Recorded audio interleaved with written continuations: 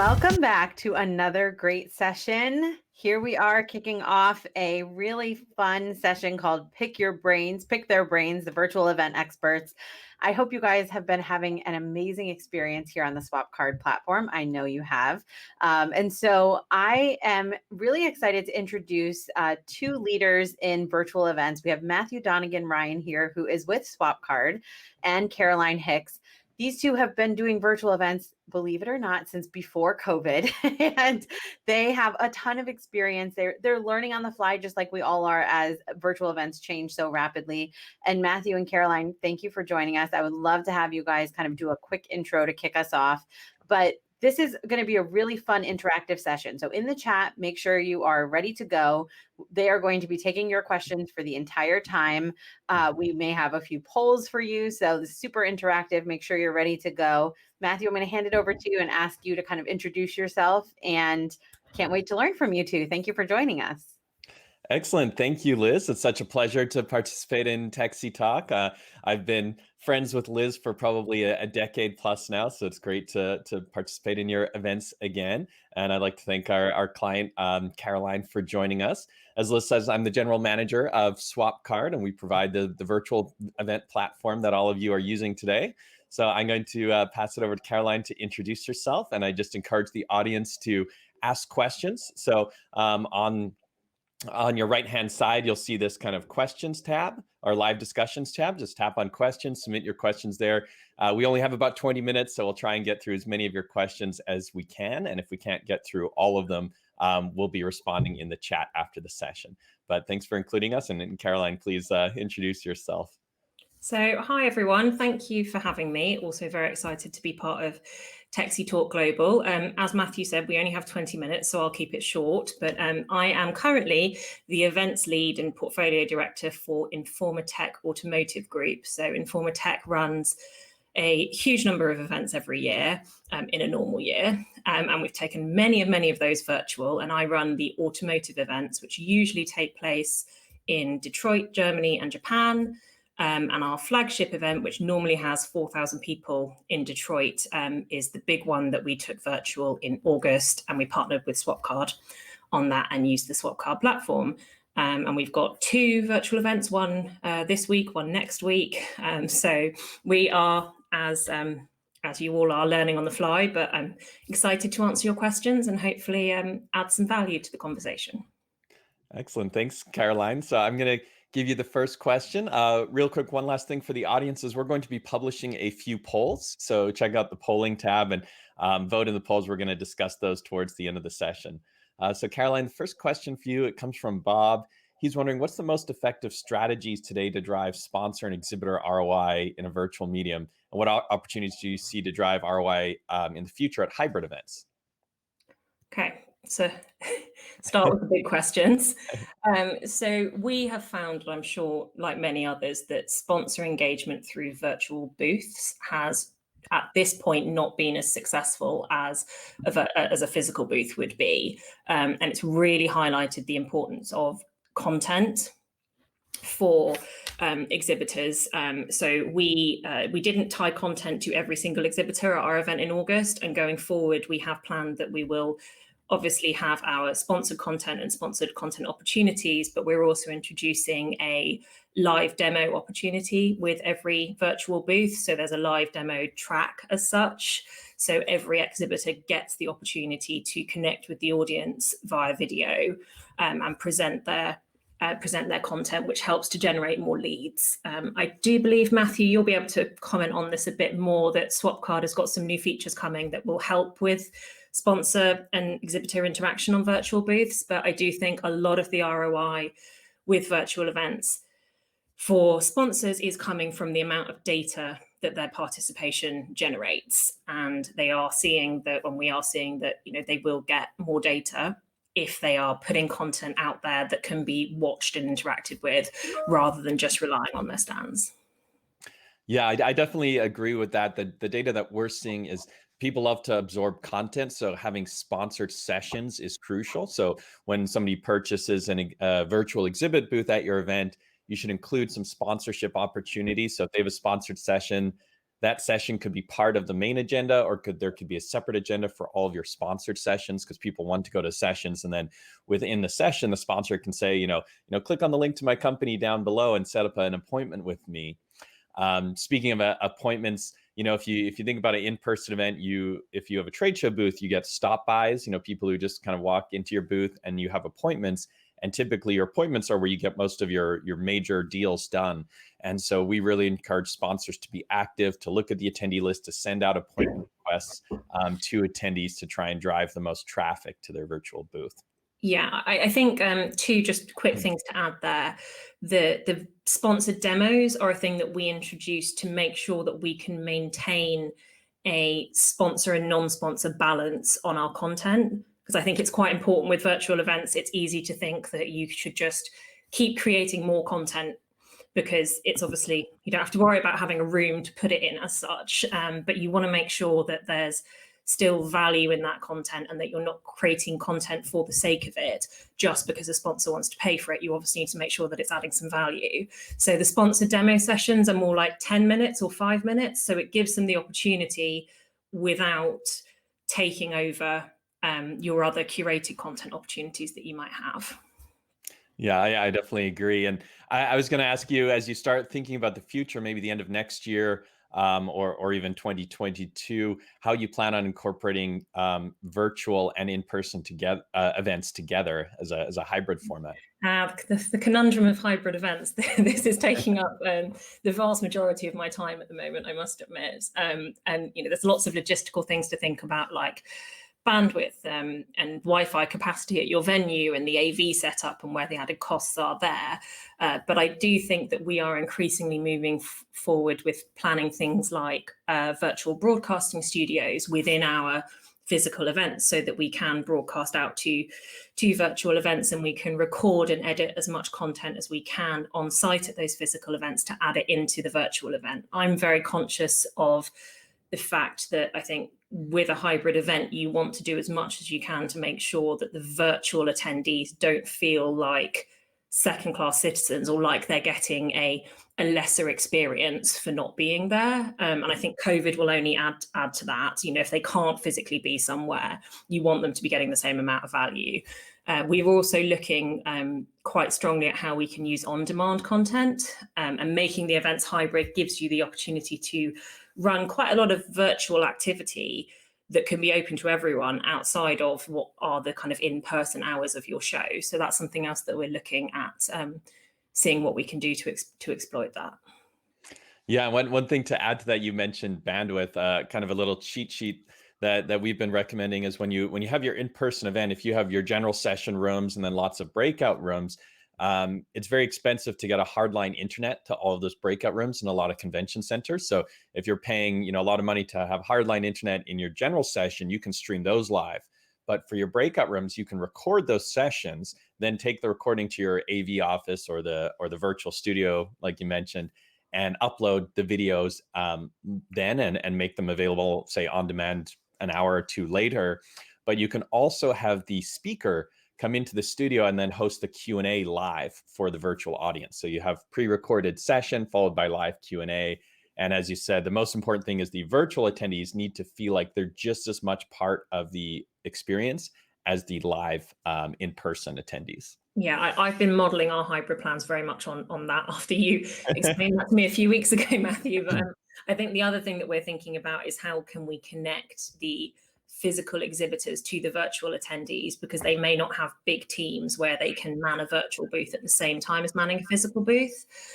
So we've been thinking about things like having virtual demos for those exhibitors. So if we've got our studio that's virtual and we can beam that out as such, giving every exhibitor a time where they come into the virtual studio and demo or talk about whatever it is that they're selling on their stand, so that the virtual attendees get the opportunity to interact with them one-on-one, without perhaps having to book a one-on-one meeting, and then they can book to follow up if they want to. Yeah, excellent. So let's move to a question from Shira. She asked, what are the best ways to engage attendees during virtual events? Are there any new ideas other than polling and chat? So things that we have done, one thing that we have done very successfully so far is speed networking. So this we found with virtual networking, if you have sort of just general virtual networking sessions like you would at an event where you'd have your drinks reception at the end of the day, it's been a little bit more difficult to get people to engage on a more meaningful level in a virtual setting, because you're in a big virtual room with, I don't know, 24 people's faces that you don't know. People don't feel as confident speaking up. So we've done quite a lot of structured networking sessions. So they're smaller groups and they're about specific things. So for example, we'll do one about cybersecurity in automotive. You pre-register for it and there are some discussion points. So it's a little bit more structured, but it puts people at ease and you know that you're talking to people who are at least like-minded in their interests and perhaps their jobs. So we found that that's a more productive way to get the networking ROI up for attendees. Yeah, we've definitely noticed that the smaller the meeting group, the better the engagement is, and that scales all the way down to a one-to-one meeting. So a lot of our clients' events are focused on the one-to-one appointments and spreading those out throughout the day. So maybe you have an hour of content followed by 30 minutes of short one-to-one meetings, followed by another hour of content, followed by maybe exhibitor meetings. But keep switching the content and back and forth between meetings and appointments and then your sessions. We found that's a good way to keep people engaged. And then, everyone's at home, they're on their computer, they have their family, their pets, their roommates, all sorts of other distractions. So doing things like sending people push notifications to get them, to make sure they're still paying attention and draw them back into your event throughout the day so you don't you don't lose them. And another thing that we've been testing actually all day today because we're doing it this week is using a different platform, using Zoom, which I know doesn't work for everyone, but there is a functionality in Zoom where you can get people together in one call and then split them out into breakouts for a certain period of time and then bring them all back together and put them in different breakout rooms again. So if you want to run a session where you want specific people, say your sponsors, to be meeting the buy-side audience, you can facilitate that using Zoom. So it's definitely, I'd recommend looking at that. Yeah. Excellent. So we have quite a few more questions. Jonathan asks, are there any DIY booth design platforms where a customer can design their own booth? I'm going to punt this one straight over to you, Matthew, because I must admit, I don't know. Yeah, I mean, I don't want to make this too much of an infomercial, but yeah, at SwapCard, we try and pass all of that work to the exhibitor. So instead of you, the event organizer, creating each of the booths are self-service. The exhibitors can create them themselves. So we find that helps out lower the workload on the event planner, because Caroline, you can probably speak to this, but a lot of people don't realize that planning a virtual event is just as time consuming and complex as planning an in-person event typically. Oh, definitely, if not more so, with all the links you need to create and making sure everything's in the right place. I think it would be a fallacy to say that it's quicker. Definitely, the timelines might be different, and I think that is something to be aware of, particularly with registration platforms and sponsor signing on the dotted line as such. I think there is a conception or misconception with sponsors that they can kind of decide a week before, and really, unfortunately, they can, because they can build their virtual booth very easily and they don't need to be worrying about travel plans or getting a contractor. So I think that does skew when you're doing some of the work that you would normally be doing for a physical event. It does all seem to be packed into kind of the month before, or that's at least what we've found. Yeah, and that kind of leads into a question from Mia, who asked for advice on marketing a virtual event to exhibitors. I'll let you expand on what you just said. One thing I'll add in is, you mentioned there's a lot of exhibitors will sign up very late to participate in an event. They don't have to book flights that are increasing in price. They don't have to book hotels that are running low on capacity. What I found some of our clients do is, if the event, let's say the event is in, I don't know, 6 months from now, 90 days or 120 days before the event, they'll launch the platform and they'll host maybe weekly webinars in the platform, or maybe once every couple of weeks they'll have a very short period of time for one-on-one meetings before the main event. And that way they can say to the exhibitors, like, hey, if you buy your package now, you can start networking with attendees immediately. You can start getting exposure on front of our audience immediately. You don't have to wait for 3, 4, 5, 6 months to get that. But I'd love to hear your thoughts. What are other ways that you found successful to market the virtual booth sales to your clients? I think the really important thing to recognize here is that virtual event means a lot of different things to a lot of different people. So I think for a lot of our clients, we found that they had a sort of concept in their mind of what they thought it would look like, and that's usually come from other platforms that they've used. We had a lot of clients who thought that a virtual event was basically just a series of webinars. So we did a couple of pre-event webinars where we demonstrated the platform, and those weren't just for people who'd already signed contracts, they were for all of our clients. And I think the first one we did it with Matthew, and he was great. He demoed the platform to our clients, and I think we had about 120 people on the call, like different companies, who were just interested to understand how our virtual event was different from the other solutions that that were out there, and what could we give them that other people couldn't. And Matthew was great there in terms of he did tailor what he was showing our exhibitors to what we thought they would care about, and that worked really well for us. And then we've also did a series of just recordings, so it was mainly me on swap cards, sharing my screen on Teams and showing people where to go to do things and what the functionality was. And I think we cut them down into a series of small videos about how to do specific things. And again, we made those available to our sales team so that they could use them to send them to clients who were on the fence, to demonstrate how easy it was and what you actually got from it. And I think that really helped. Yeah, because I think those are all great options. The thing about a lot of exhibitors is they've never exhibited at a virtual event, or maybe they have, but haven't had a great experience. So really showing them what they can experience and giving them that preview ahead of time can help. We only have about 4 minutes left here, so I'm going to maybe take one more question, and then we're also going to take a look at the polls. So those of you who are viewing live in the live discussion, on the right-hand side, you'll see the polls option. Tap on polls and respond to those polls, and Caroline and I will comment on those in a moment. Before we get there, Caroline, we do have a question from Jordy. He was curious about incorporating interactive entertainment. So, not education into your events, but what type of entertainment you've incorporated. And then if you have any comments on budget on the entertainment, or the types of entertainment you found to be successful.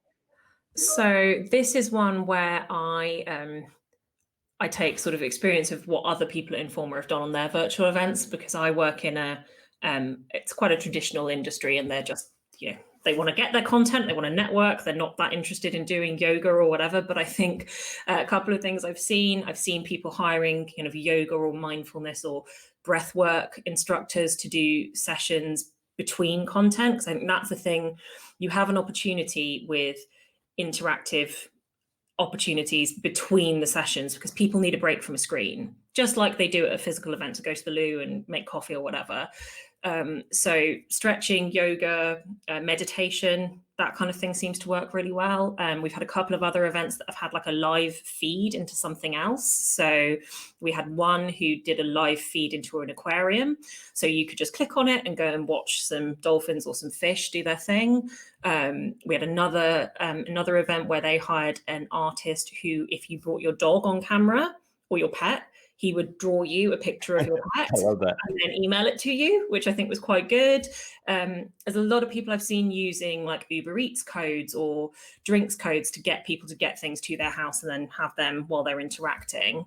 And I'm going to stop there because I know that we're running out of time, but those are a few things that I've seen. In terms of budget, it sounds like a cop-out of an answer, but it really depends on what you're doing. Like, there are a huge number of options out there. So yeah, variable budgets depending upon what you're booking. Yeah, I think those are all great ideas. We're gonna end it here. I will just add real quick, one of the things that I've really enjoyed. One of our clients had a magician come in, and he would actually ask people to bring their own deck of cards, and he would have you do a trick on yourself, not realizing it, which was really amazing. So I know there's more questions we didn't get to ask, so I'll give two kind of post-session follow-ups. One is click on our booth. So down below, you'll see the swap card booth. You can go there, ask your questions in the chat. We'll answer those. Also, I'm going to go through the rest of the chat and reply to some people in the chat in this session. Caroline may do that if she has time. But yeah, I'm happy to do the same. And please do connect with me on Swapcard or LinkedIn if you've got other things you want to talk about. I'm more than happy to connect. excellent. Well, Caroline, thank you so much. And Thank we're you. going to enjoy the rest of Techsy Talk Global.